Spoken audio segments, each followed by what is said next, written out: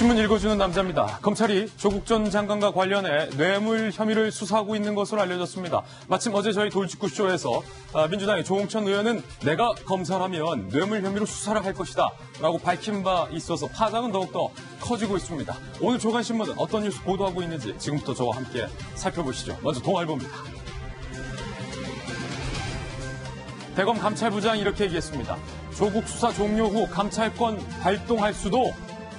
자, 인권침해 문제 제기에 이어서 사실 증거 수집되면 감찰 가능하다.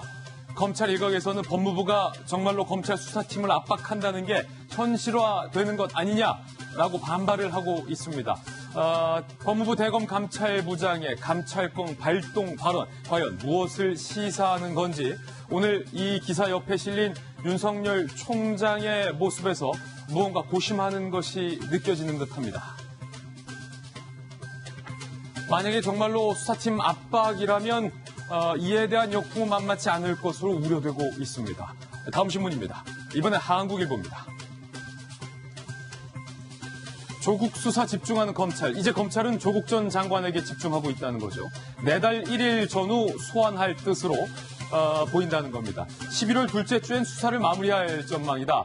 정경심 교수에게 구속영장에 제기된 11가지 혐의 중에서 무려 4가지 이상이 남편 조국 전 장관과 연루돼 있다는 의혹을 받고 있는데 검찰은 오늘 새롭게 조국 전 장관 일가가 받았던 특혜성 시비와 관련돼서 뇌물의 성격이 있는 것 아니냐라는 것을 들여다보고 있는 것으로 알려지고 있습니다. 특히 WFM이 정경심 교수에게 상당히 2억 원이 넘는 가격을 싸게 주식을 사도록 도와준 것이 이것이 대가성 뇌물이 아니냐. 검찰은 이렇게 보고 있다는 겁니다. 잠시 후에 상세한 이야기 나눠보겠습니다. 다음 신문입니다. 이번엔 조선일보입니다.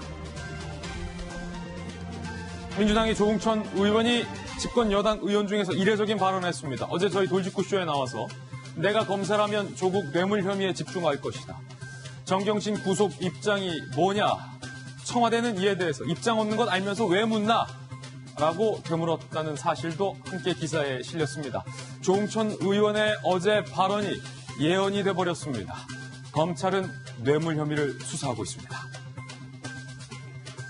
다음 신문입니다. 이번엔 한겨레 신문입니다. 자, 여당의 표창원 의원도 불출마 선언을 했습니다. 이철희에 이어서 이철희, 표창원 둘 다 불출마 선언을 했는데 이번 조국 국면이 영향을 미쳤다라는 것에 대해서 부인하지 않았습니다. 정의 실현 초심이 흔들려서 불면의 밤을 지새웠다. 특히 이번 조국 사태를 거치면서 법사위가 지옥 같았다라고 인터뷰를 했습니다. 말과 행동이 달랐다라는 지적에 대해서 견딜 수가 없었다. 표창원 의원은 다른 신문과의 인터뷰에서 이런 발언을 하기도 했습니다. 잠시 후 오늘의 핫플에서 그의 불출마 이유에 대해서도 한번 짚어보겠습니다. 다음 신문입니다. 이번엔 경향신문입니다. 검찰개혁의 경제, 교육까지 문 대통령의 만기 7남. 경향신문이 상당히 문재인 대통령에 대해서 비판적인 시각으로 기사를 썼습니다. 경향신문은 아예 이렇게 지적했습니다. 문 대통령이 조국 터널을 빠져나오기 위해서 공정, 대입, 경제, 교육까지 화두를 던진 건 아니냐. 총선을 앞둔 집권 중반기 중도층 이탈에 무언가 메시지를 준 것이지만 만기 7남이다. 이렇게 지적하고 있습니다. 네, 다음 신문입니다. 이번엔 중앙일보입니다. 올 경제 성장이 사실상 1%대다. 경제 마지노선 깨졌다. 중앙일보는 이렇게 지적합니다. 3분기 성장률은 0.4%. 그야말로 쇼크 수준. 2% 달성도 쉽지 않는다라는 전망도 나오고 있습니다. 2009년 금융위기 이후에 가장 부진한 성적이다. 재정의 여력도 없어서 4분기도 위축될 것이다. 그래프를 보시면요. 연평균 잠재 성장률은 마치 지하로 내려가는 계단처럼 계속해서 뚜벅 내려가고 있습니다.